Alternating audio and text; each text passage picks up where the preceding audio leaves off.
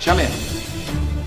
तो सबसे बड़ा काम क्या था पहला, और मिनिस्टर कोई नहीं, चीफ मिनिस्टर भागे थे, मिनिस्टर भागे थे, कोई एडमिनिस्ट्रेशन, कोई दुकानें तोड़कर मैंने लिस्ट बनाई पुलिस की मदद से कि उनको पैसे देंगे बाद। हमने हथियार लिए जंगल काटने के 3 रातें और 3 दिन।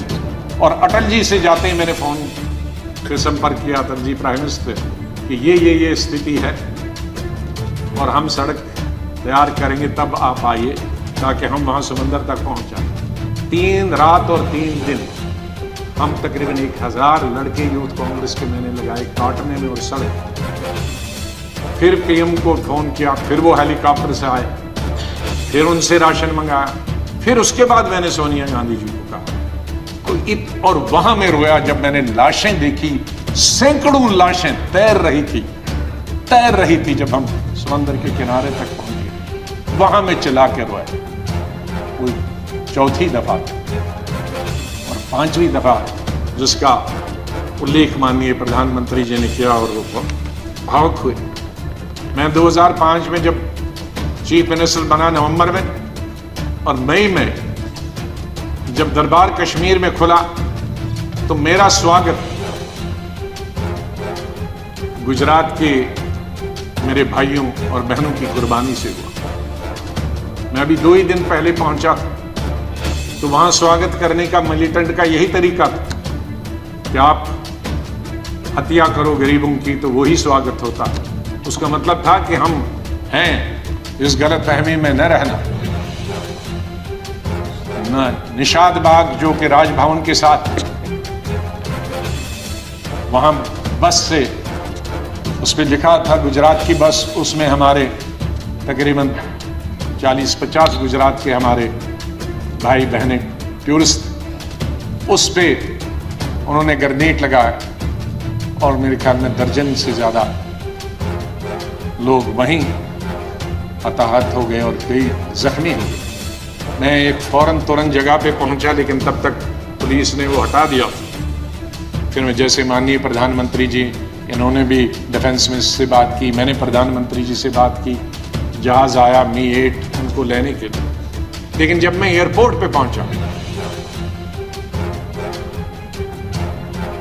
तो जाहिर है सिक्योरिटी वाले कहते हैं कि सीएम आ रहे हैं, सीएम आ रहे हैं। एयरपोर्ट पे ये सब जाने के लिए तैयार थे। हमारे जख्मी भाई, छोटे छोटे बच्चे।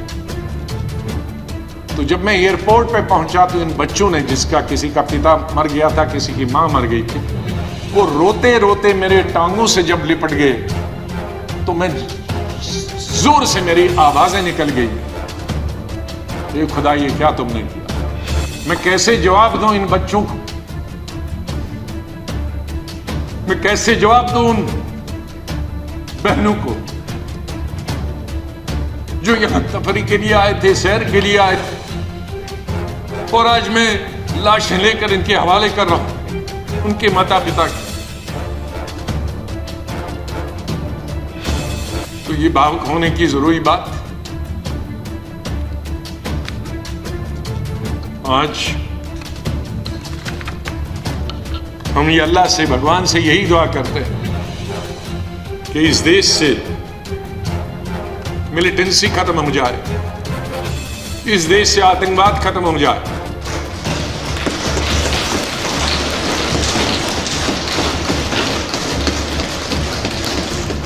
हजारों हमारे सिक्योरिटी फोर्सेस के, आर्मी के, पैरामिलिट्री फोर्सेस के, पुलिस के जवान मारे गए, सिविलियन कई क्रॉस फायरिंग में मारे गए, हजारों हमारी बेटियां और माएं आज बेवा, शायद उनका पति किसी का मिलिटेंट भी, क्योंकि मिलिटेंट होंगे, कई क्रॉस फायरिंग में मारे गए, लेकिन उसमें उनके बच्चों का क्या कसूर,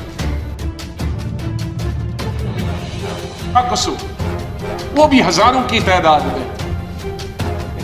ये मिलिटेंसी जब खत्म हो जाएगी तो उनके बच्चे, उन बेवाओं को, उनको भी रोजगार मिलेगा, वो भी इंसानों की जिंदगी बसर करेंगे। इसके लिए हमने सबने प्रयास करना, सरकार ने, विपक्ष में, और कोई हल निकालना है ऐसा कि हमारे कश्मीर के हालात ठीक हो जाएं। मैं इससे पहले कि कुछ अशार बोलूं, पहले मैंने अपनी फौजियों के नाम बताया, लेकिन ये शेर मैं बोलना चाहता हूं मेरे कश्मीरी पंडित भाइयों और बहनों के। जब मैं कश्मीर में पढ़ता था तो सबसे ज्यादा वोट मैं यूनिवर्सिटी में जब जीत के आता था तो कश्मीरी पंडित मेरे सबसे ज्यादा लड़कियां वोट देते थे। बहुत सारे लोगों को मालूम नहीं कि कश्मीर में लड़कियां हिंदुस्तान के मुकाबले में सबसे ज्यादा, जम्मू में नहीं, कश्मीर, जिस वक्त मैं एमएससी कर रहा था तो साइंस में तकरीबन 50% लड़कियां होती थी और आर्ट्स में 90%। तो ओवरऑल ज्यादा लड़कियां पोस्ट ग्रेजुएशन पढ़ती। तो मैं जब यूनिवर्सिटी का इलेक्शन लड़ता था तो हमारे कश्मीरी पंडित लड़के हों या लड़कियां, सबसे ज्यादा वोट मुझे 100% मिलते थे, मैं 99 भी नहीं। दोस्त हैं आज वो बिखरे हुए, मुझे बहुत अफसोस होता है जब मैं उनसे मिलता हूं, अपने क्लासमेट्स। ये उन कश्मीरी मेरे भाई पंडितों के नाम जिनके जो घर से बेघर हो गए, उन कश्मीरी बेवाओं के जो बेवाएं हुई हैं और बच्चे हुए और जो वहां से बिछड़ गए, उनके लिए शेर अर्ज करता हूं। गुजर गया, और ये हमारा जो आज मुद्दत खत्म हुई इसके लिए भी कह सकता हूं, गुजर गया वो जो छोटा सा एक फसाना था, गुजर गया वो जो छोटा सा एक फसाना था, फूल थे, चमन था, आशियाना था। गुजर गया वो जो छोटा सा एक फसाना था, फूल थे, चमन थे, था, आशियाना था। न पूछ उजड़े नशेमन की दास्ता, घोंसला उजड़ गया। न पूछ उजड़े नशेमन की दास्ता, न पूछ थे 4 दिन के मगर नाम आशियाना तो था। तो हम उस आशियाने को, आप दोनों यहां बैठे हैं, उसको फिर आशियाना बनाए जो इस वक्त उजड़ा हुआ है, उसके लिए हम सबको प्रयास करना है। और मुझे, जैसे मैंने बताया, बहुत काम कर चुके हैं, सेवा कर चुके हैं, आशीर्वाद सबका मिला है। मैं यही कहूंगा, दिल ना उम्मीद तो नहीं, नाकाम ही तो है। दिल ना उम्मीद तो नहीं, नाकाम ही तो है। लंबी है गम की शाम, शाम ही तो है। इतनी लंबी होगी, सवेरा तो आई, विंटर में जरा लंबी होती है, तो लंबी है गम की शाम मगर शाम ही तो है। सवेरा तो फिर आ जाएगा। और आखिर में ये कहूंगा, चाहे हम याद यहां ना होंगे, लेकिन फिर उसके लिए कहूंगा, बदलेगा न मेरे बाद भी मौजूए गुफ्तगू, बदलेगा न मेरे बाद भी मौजूए गुफ्तगू। मैं जा चुका हूंगा फिर भी तेरी महफिलों में रहूंगा। माननीय चेयरमैन साहब, मैं आपका बहुत बहुत धन्यवाद करता हूं। आपके साथ काम करने का मुझे अवसर मिला। आप जब पार्टी के अध्यक्ष थे तब भी हमारी मुलाकात होती थी, जब आप मंत्री बने तब भी बात होती थी, जब यहाँ चेयरमैन बनने से, वाइस प्रेसिडेंट आप बनने से पहले आप पार्लियामेंट्री अफेयर्स मिनिस्टर थे और मैं एलओपी था, तब भी हमारे संपर्क है। लेकिन जिस तरह का आशीर्वाद, जिस तरह का प्रेम, जिस तरह का प्यार आपका चेयरमैन के तौर पे मिला और वो जो गाइडेंस मिली, उसके लिए मैं हमेशा ऋणी रहूँगा। धन्यवाद करता हूँ उसके लिए, और आपके स्नेह और प्यार के लिए मैं हमेशा धन्यवाद करता हूँ। माननीय प्रधानमंत्री जी,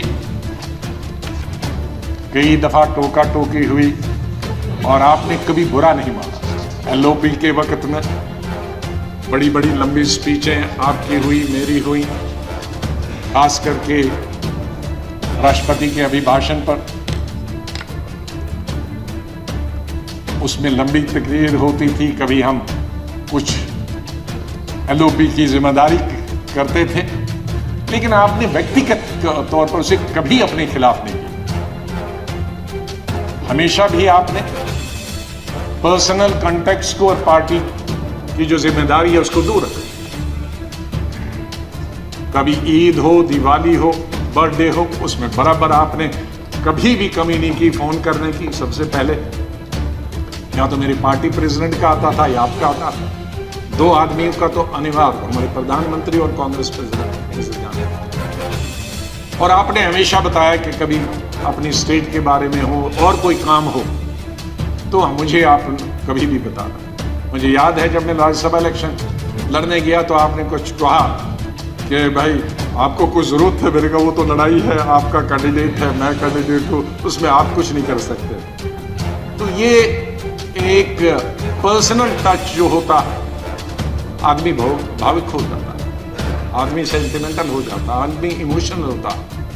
और मेरे संपर्क तो विपक्ष के साथ आज से नहीं, जब पहली दफा मैं MOS बना था तब से लेकर आज तक, क्योंकि हम मिलके ही देश को चला सकते हैं। लड़ाई करके, गालियां देकर हम अपनी बात अपने भाषणों के जरिए कर सकते हैं।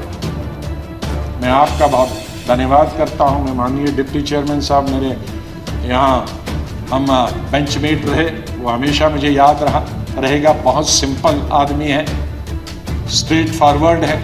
कभी कभी हम नाराज होते हैं स्ट्रेट फॉरवर्ड, लेकिन स्ट्रेट फॉरवर्ड हमेशा वो लोग नाराज होते हैं। और शरद पवार जी से लेकर और यादव जी से लेकर और सब लोग हमारे लीडरों का तो मैं बहुत ही धन्यवाद। सब लेफ्ट, राइट एंड सेंटर, नाम क्यों के कुछ लूँगा तो बहुत सारे हमारे साथी नाराज होंगे। तो चेयरमैन साहब से लेकर और प्रधानमंत्री जी से लेकर मैं सेक्रेटरी जनरल साहब का कैसे और सेक्रेटरीट का कैसे धन्यवाद कर सकता हूँ, तो मुश्किल है करना, क्योंकि इनका सहयोग मिला बहुत। हमेशा हर वक्त जब भी हमने कुछ चाहा, इंफॉर्मेशन पार्लियामेंट की या कोऑर्डिनेशन के बारे में आप तक पहुंचने की बात की, तो सेक्रेटरी जनरल साहब ने और सेक्रेटरीट ने हमने हमेशा हमारी मदद की है। और आखिर के शेर से मैं आपसे विदाई लेता हूं, और इंशाल्लाह हम मिलते रहेंगे, चाहे यहाँ नहीं मिलें, लेकिन आगे एक दूसरे के पास आ जा सकते हैं। नहीं आएगी, मैं आप लोगों से बोलूं, नहीं आएगी याद तो बरसों नहीं आएगी, मगर जब याद आओगे तो बहुत याद आओगे।